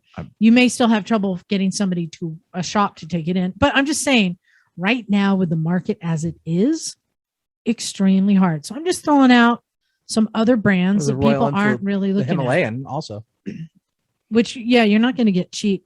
But let's see, if we have to throw out a dual sport, I'm Gosh, just going to fun. say because I like it, a DRZ 400E. Yeah, they're not cheap though. Also, They're not, but they're a little bit older. It's the electric start plated dirt bike.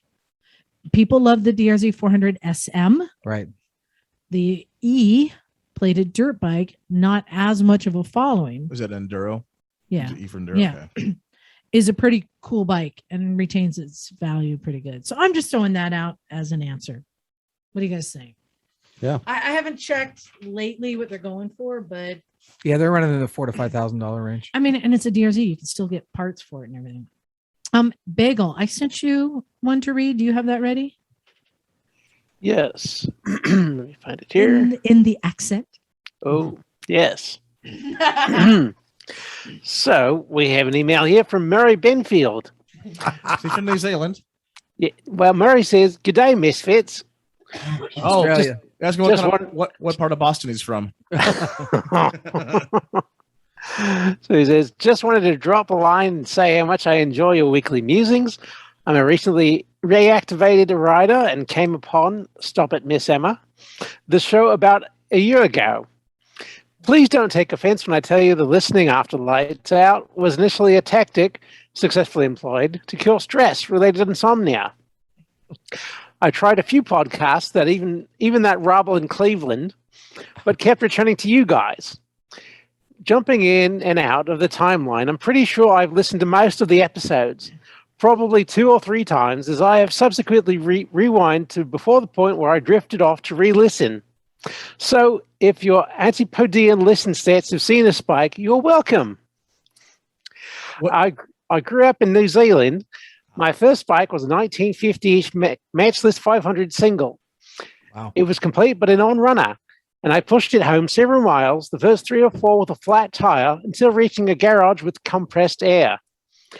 That was quite the effort for an undernourished, weak-kneed 13-year-old. In the end, my late mum put her foot down and made me sell it before I could resurrect it, wisely surmising that it would probably kill myself if I ever got it going. That was in the early 70s. In 1984, I moved to Australia, and my first foray into 2 wheels was a 1976 Z900. Nice. No half measures. It was a basket case, but I spent a year and a couple $1,000 rebuilding it, and it was one heck of a bike. 1,000cc kit, pods on the McCunies, and a black chrome 4-in-1 with polished stainless muffler. Impressed the hell out of a girl I met at a cricket match in 1986, and we've been together since. Right on. I He's a suffered motorosexual. I suffered a rash of stupidity to head at some point in 88 and swapped it for a purple Fairlane 500 with velvet upholstery and a sunroof. What can I say? Anyway, fast forward to 2015, and I bought a trailer of rusted parts that was once a 1950-ish matchless 500 single Ooh. Oh, wow. and started a long rebuild. Bought a Royal Enfield 350 Classic in 2017 to ease back into riding after an almost 30-year break. My reaction speeds aren't quite as sharp these days. Finished the Matchy rebuild last year. She's bobbed with a custom built hardtail, a 72 Kawasaki H2 front end, blasted the drum brake models, so way better stopping power than the old skinny AMC single leading shoe, and has a 350 cylinder and head on the 500 crankcase. Ticks over like a Singer sewing machine. Returning to motorcycling has been so good to me. The satisfaction gained from resurrecting a 70-year-old classic, making a lot of the parts myself, and scouring the globe for other bits and pieces is priceless. I've also ridden in the last 4 DGRs here in North Queensland, this here on the Matchy for the first time, raising money for a great cause, and made a lot of friends along the way. There's an active restoration club here, and at 64, I'm probably one of the younger members. Next project, apart from a ground-up rebuild of her indoors VW Combi, a promise made in another moment of mental confusion, is an AMC 500 twin engine. Still not sure what bike I'll build around it, but there's no rush. I've got an inkling to race the clock on the salt flats of Lake Gardner in South Oz. We'll see, eh? In the meantime, keep talking amongst yourselves. There's a hell of a lot of us out here enjoying listening to you, even if we do occasionally nod off. I've attached a couple of pics for you. Cheers, Muzz. All right. Awesome. That was great, but Thank you. that was a novel. Well, Yes. we're making up That was with our great. next one, which is very short, Look, which Morgan's going to read This is in the accent. this is rough because I don't have a Boston accent. Oh. And after having Come listened, on, you got your Boston accent. Ha- Come on. What's wrong with you? Just pretend like you're from Southie. Come on. Come having, on. Can do it. having listened to Bagel's Wandering New Zealand for the last Well, 10 that got minutes, it became a little South African near the end. it was Come on. it wandered all Yeah. over the place. So hold on. To get your Boston accent. Can I? I'm trying. Hold on. I'm going to help you out here. First of all, you got to remember, and I know it's stupid, I'm- but everyone says it. Just watching. Just Goodwill remember, Hunting is all that's going on in my Gonna mind. where do you park your You car? gotta have it to fuck up some smack kids. You There you park go. your Yeah. car in Harvard Yard. Exactly. So just use that as That's your all I guide. got, All right. Have you ever driven up to Bahama? It's great. Oh yeah, Bahama. Yeah.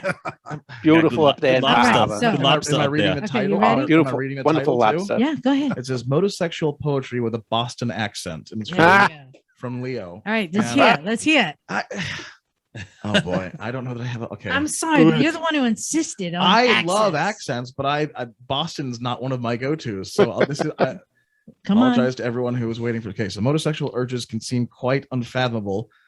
Bike parts and human parts aren't very compatible, but the solution is simple. If you're a sex toy user, uses Australian vibrator-shaped Suzuki Hayabusa. Went straight back All to right, Australia. hold on. Somebody else try it. Can like somebody a- else try it? hold on. like a Yeah, bear give to it- honey. No, No, Straight give it to Scott. Yeah, Scott, read that again. I- It's worthy of all a right. good read. I don't know if I have a good Boston accent. Just no accent. Just read it. Motosexual urges can seem quite unfathomable. Bike parts and human parts aren't very compatible. Really? But the solution is simple. If you're a sex toy user, you use this vibrator shaped like a Suzuki Hayabusa. That was good. It's a little cross between New York City. Oh, it's a Little- little- it was come on, come on. Sopranos. Little Elmer Straight Fudd up going there. Sopranos. Excuse me, Terry.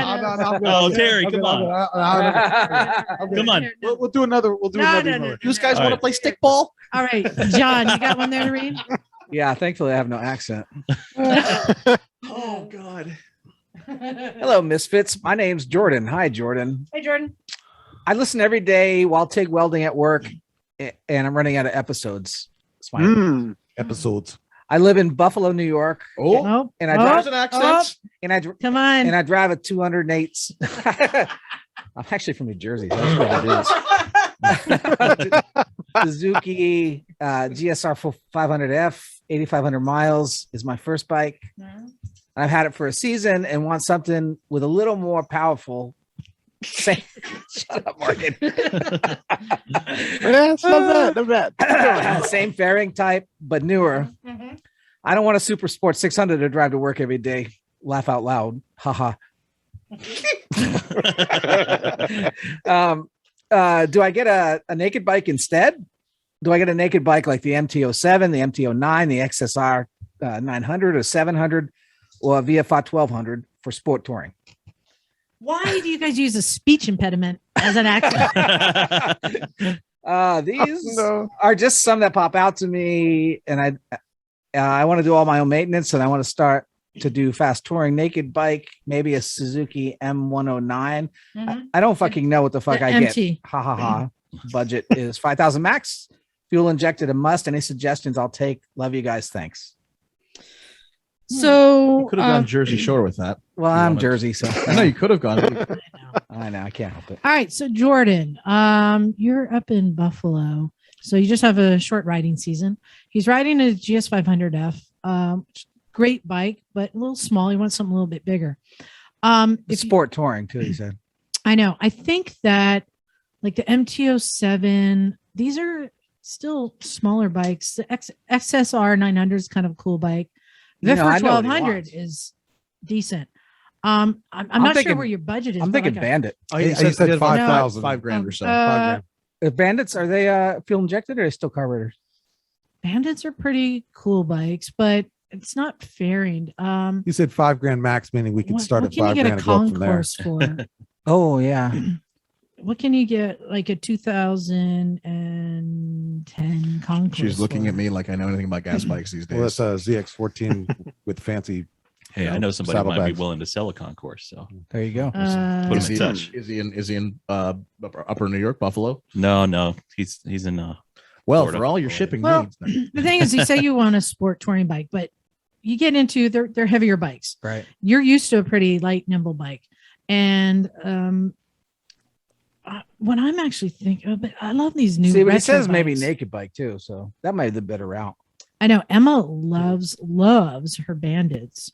I'm going to go on a wild card here and say the Versus, either the 650 or the 1000. Versus, you can get a Versus 650 for $5,000. You can. Yeah, that's Oh, a yeah. great bike. You might find one of the older Versus 1000s, but the Versus 650, it has enough power to do what you want to do. It's upright, it's comfortable, Yeah. it's sporty, Yep. but you can also load it up with the taller fairing, comfortable seat, Yeah. luggage, Is the Versus whatever you want it. Is the Versus an outgrowth of the V-Strom?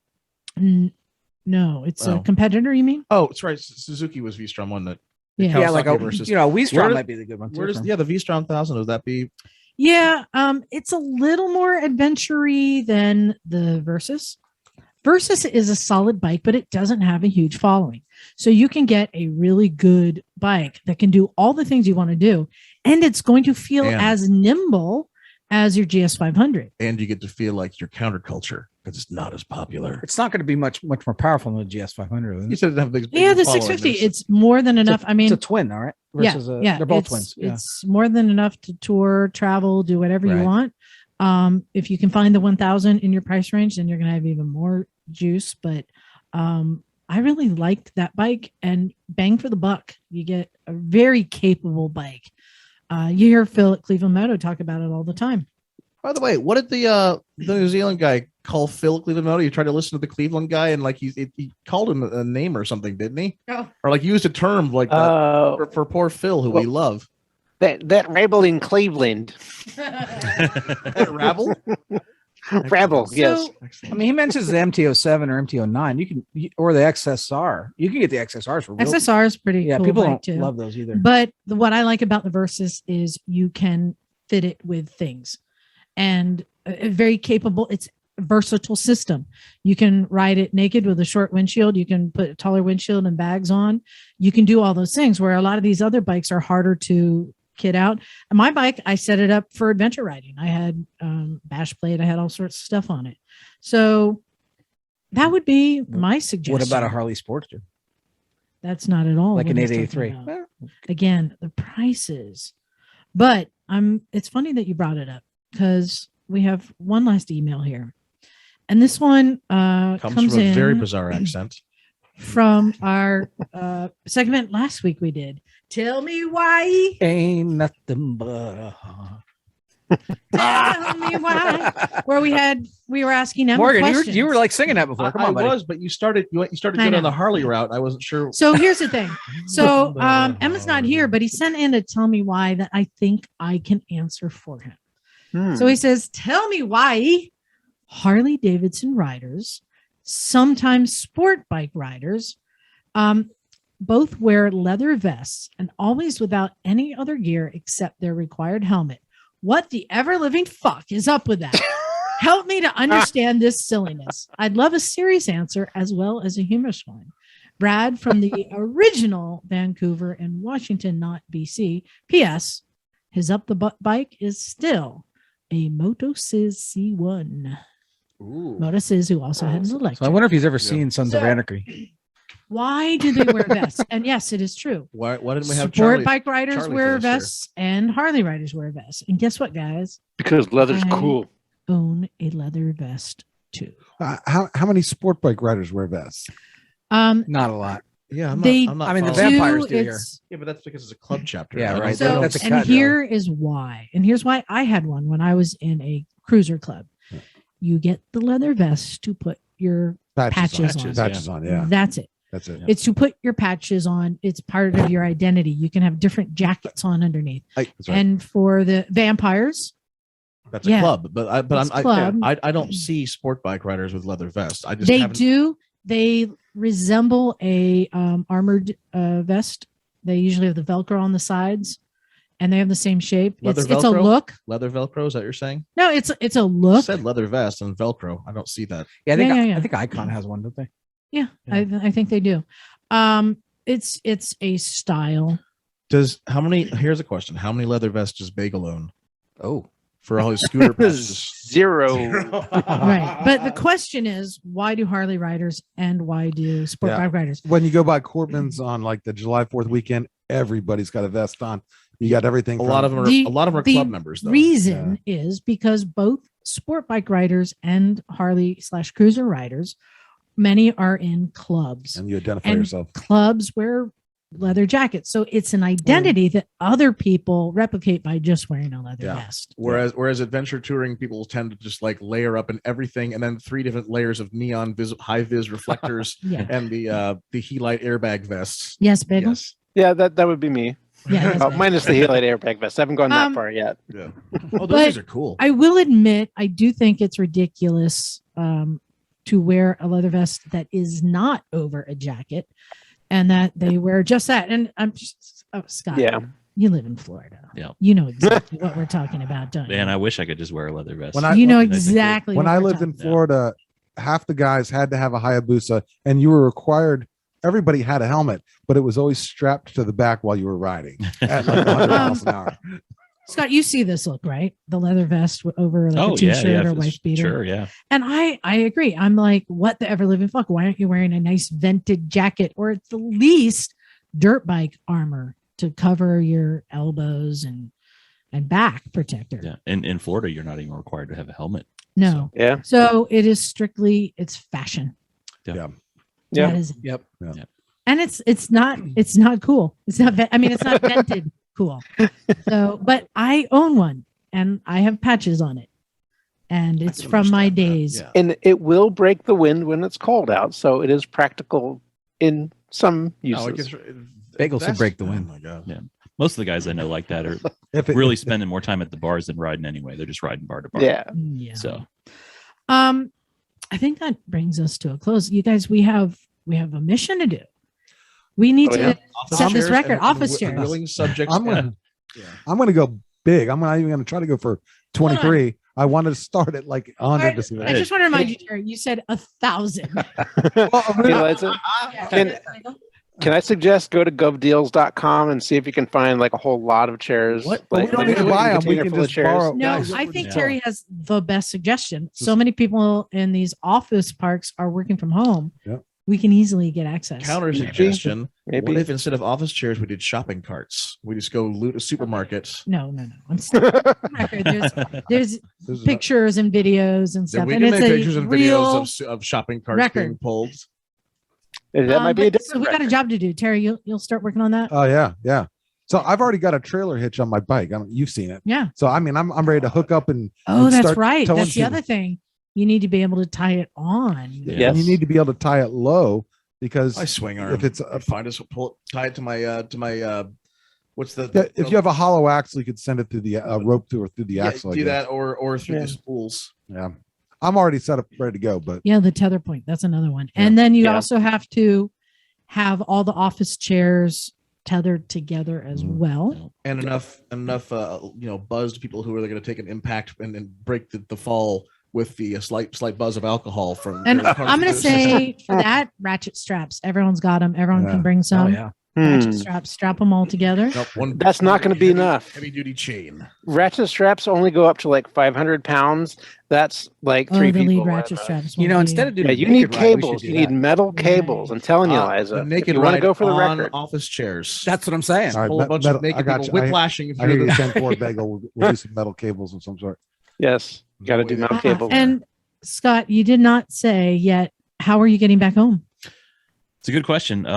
I think I'm gonna drop my bike off in Phoenix. My mom lives in Phoenix, Yeah. and I got to get home, do some stuff for work. Apparently, I need to get work done. I guess. Oh yeah. Yeah, I'll fly back out later on. Maybe bring the family, visit my mom, and either ride it back Go to or the aquarium. go to the aquarium. And I have one more question. kids. Working in / with for amusement parks, Yeah. has it ruined the experience for you?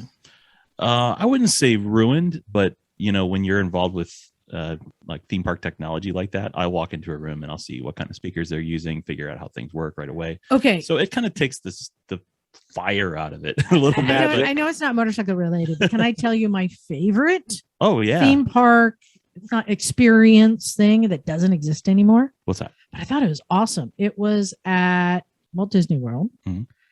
and it was an alien Oh, yeah. encounter. Yes, that was. Do you guys know this one I'm Is that the talking one we about? used to Yeah. shoot? No. Oh, So- This that's is the even Buzz better. Lightyear. Yeah. And here's what I loved about it. It was in the dark. Yeah, it's terrifying. It was terrifying. So Hmm. I loved that it used your other senses. Yeah. So Hmm. what it was is you brought into a room. It's like a theater in the round with seats Yeah. around with this cage on a platform in the middle of the room. Yeah. And you come in and you sit, and everyone's just staring at this cage that's I think under a sheet or something, right? And you come in and they give you this whole spiel about like we've captured an alien and this and that and we're gonna reveal it, but everyone, and then suddenly like things start going wrong. And they're like, but it has like power control and suddenly like sparks are coming out of control panels and people are yelling like, oh no, what's going on? Stay in your seats, don't do anything. You're in the dark, and then you just hear like breathing and like the Yeah. cage is rattling. You're like, oh no, what do I do? But what I loved is then it used all these senses. It used sound, and so they had surround sound. Yeah. But they also had in the seats, they had a thing that could blow air, so it felt like something was breathing on the back of your neck. Yeah. Oh Right? wow. They created, where they're shouting commands like they're all trying to contain this alien that's escaped out of the cage, and you just have to sit there and wait. But Yeah. And what's a little more terrifying about it is these effects she's Mhm. talking about are coming out of a restraint. So it's not a roller coaster, but you're in kind of this restraint. And the reason why is because it's using what's called binaural audio. It's two speakers, but the way that the audio is done, it's extremely convincing. It's able to sound like it's coming from different directions. And that's Yeah. one of the things that makes it Mhm. terrifying is it sounds like somebody could be like, breathing down your neck. Well, right thanks behind for ruining the magic. Binaural audio. binaural yes, audio. there, binaural Yeah. audio. But And I- but I- you're trapped there. You're strapped And in. I love Yeah. that it let your mind fill in all the blanks, Yeah. and it used the other senses. And I thought it was so clever, and it's not there anymore. Or now it's like Lilo and Stitch or something, I think, Yeah. right? Hmm. Yep. But Dora yeah, hopefully you Explorer. do those kind of experiences that can really Yeah. use the person, the people, let their mind go wild and make it even worse than it really is. Yeah. There was some What's- Muppet one like that. You put on 3D glasses, And Yeah. bubbles, Nothing bubbles more will be blowing- terrifying than the Muppets. but bubbles actually start really Miss falling Piggy from can the get a little sky. scary. in real you life. feel a Muppet Oh, wow. breathing over your shoulder. I don't know if you ever remember that. Well, I'll bring it back around to motorcycles. There was No. one like that at Universal Studios that Mm. was Terminator, Oh, and he rode in on a motorcycle, Yep. Mm. Yep. A That actually, that motorcycle. show ran for a long time. It was and only it was recently, pretty cool. It was only recently replaced. Now it's the Jason Bourne. Isn't there one now that you ride a motorcycle like a Harry Potter one at one of those Oh, things in there? yeah, it's a Hogwarts Oh yeah, one. the You're- Hagrid's. Yeah. Yeah, And that's Hagrid. That's a supposedly new- one of the best ones. You're actually on a motorcycle and you go up this thing and then the track actually moves and you fall backwards, but you're on a different track. Oh, all of a Terry, sudden. you're giving away the surprise, man. Like, Oh, you know, man. did you know about it? I know this is my world. I know all about All it. right. It features heavy binaural audio. If I can have any influence in your career path, I would ask that you bring more motorcycles to theme parks and more audio. I gotcha. Binaural I gotcha. audio. nice. Yeah. That would be really cool. Well, I wanted to thank you for dropping by and sharing your Hey, story. Thanks for inviting And me. Yeah, Hopefully thanks. inspiring other people to set a record, not just, an electric motorcycle record. Get some office chairs and Yeah. some children, and Yeah. Can I say something to people who are maybe thinking about going electric? Yeah. Because a lot of people sit on the fence. Sure, there's environmental benefits, and we all talk about that. But my advice to you is go ride one, Yep. because yes, there are environmental benefits, but man, when you ride one, you may be thinking to yourself, but the noise, I need that sound. No, No. man, just go ride one and see You what it just- feels like. You'll realize it's not about the sound; it's about the You way that just makes need the torque. You just need the torque, Yeah. and you'll get that little whine. And trust me, that'll make you feel. Actually, That's enough. I'm gonna tie this into what I was talking about, that alien encounter thing. When you remove a sense in the alien encounter, a sight, Yeah. the other senses perk up. Yeah. And I know from experience on an electric motorcycle, when you remove the vibration that the bike makes, your other senses fill in. You don't have that noise and vibration. Yeah. And now you're picking up the feel from the road, and you're hearing the wind, and you're hearing the tires on the road. Yeah, And it's different senses. yeah, you're hearing pedestrians talking. It's, Yeah. Or Terry and I would ride down the freeway having a conversation, yeah, yeah. which is usually, don't go in front of me, Charger will go crazy. yeah. we encountered that today. Yeah. Yeah, Or there's the one you find out the hard way, which is when you realize you don't make any sound idling, and you pull up to a stoplight, and you maybe have to fart.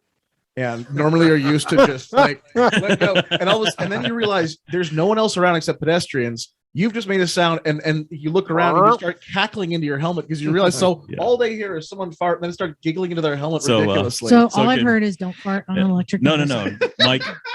Mike Corbin, if you're listening, you got to be working on some sort of sound sound deadening dampening seat. seats. I thought that thing. Maybe did- like an exost pipe that goes down into Yeah. the seat. you said These that, more baffling. you said that thing didn't have any gas. You lied.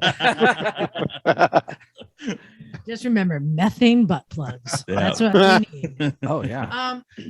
So yeah, thank you for joining us. It was Thank you. fun. Now you know what we're all about. Yeah, this is great. Thank you so much. There's one other thing I need to ask you, and it's a question that we ask all of our guests. It's a question you're not prepared for, but everyone's answered it, including Morgan's dad. Wow. Well, I no, don't there's wanna one think about person who that didn't one. answer it. There's one person who didn't answer Good it. God. That was Keanu Reeves. It's the UTB. However, what we ask people is, what is your up the butt bike? Now, what that means is, what bike do you look at and go, I'd take it up the butt for that? So as we just heard it from one of our Think of your listeners, children. his listening up the butt years from bike now. is a Moto Sizz. So is there a bike that for you, you're like, oh, I take it up the butt for that? I can honestly say no. Like I Really? You're surrounded by model Oh, motorcycles. I know. He's new to Just this. so you know, Well, this one over doesn't- here, this Harley, that's my up the butt bike. He doesn't know what he doesn't know. He doesn't know like what even to look for potentially. I'm a new rider, and honestly, I couldn't imagine not going electric now. I just couldn't.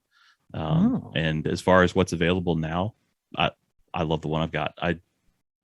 I've got another bike. I got a gas bike. I got a Scout Bobber, and it's Oh, fun. nice. Don't get me wrong, and it's a great looking bike. But I put maybe 1,000 more miles a month on it than the zero. Than the Bobber. Okay. So you need us to give you one. Yeah. You just yeah. don't know. Yeah. What Give- was the Moto Sizz electric bike? So by today's standards, it wouldn't be anything impressive. Back then, it was amazing. But it would be awesome in That one a- had batteries that like popped in on the side. it looks so cool. Yeah. Yeah, so I'm gonna give you one. Moto Sizz electric motorcycle. all Give me, all- give me that one that did like all what, of its- 400 miles an hour. All of its stats are beaten. You know, like you want the what was the drill? What's the guy that no, what was the drag bike? The Here you go. drill. It was basically like her How dad took about it and that? ran into a wall That's and almost the- killed Oh, himself. sweet-looking Bill bike. Dubay. Yeah, right. Kill a cycle. What was That's it? a Kill Moto a Sizz. cycle. I'm Yeah. giving you an up the butt. bike. All right. Believe it or The not, that Moto wasn't Sizz. his dad. That's his wife. The it was- E1. It was a guy who like touched it and then it split, had no helmet on and went. Yeah, that was slammed Bill into the wall. Dubay. But the girl that set the record, believe it or not, they're married. Oh, I thought it was his daughter. Yeah, you would think that looking at him, but trust His me. daughter took her All up the right. butt for a bike. All right, you guys. This conversation. I've now assigned you an up the butt bike, and if anyone else happens to ask you that question, I'm ready to go. your name- answer is a Moto Her name's Sizz Eva, E1. Eva Hankson. Is her Eva name. Hackinson. Okay. Hankson, that's it. Yeah. All right, you guys Swedish simmer name. So down. what bike did she end up with? All right, simmer down. Whatever she wanted. Hey guys, I think we're ready to get out of here. Now we're gonna do one more thing. I'm not gonna tell you how this works. You can figure it out, Scott. It's really easy. First, I'm gonna thank everyone, all of our listeners, for hanging in there. We appreciate you so much, especially our Patreon subscribers, because John doesn't know it, but he really appreciates you guys right now because I got the hotel rooms for For AIM. for AIM Expo in Right Las on. Vegas that we're going to be going to. And Nice. I'm covering the hotel rooms using the Patreon money. So All thank right. you guys. Thank you. You still have to get yourself there though. Yeah. Yeah, I know. Yeah, thanks to everyone who emails in. Keep them coming. We appreciate them. Give us more accents. Yeah, why has no one from Swahili?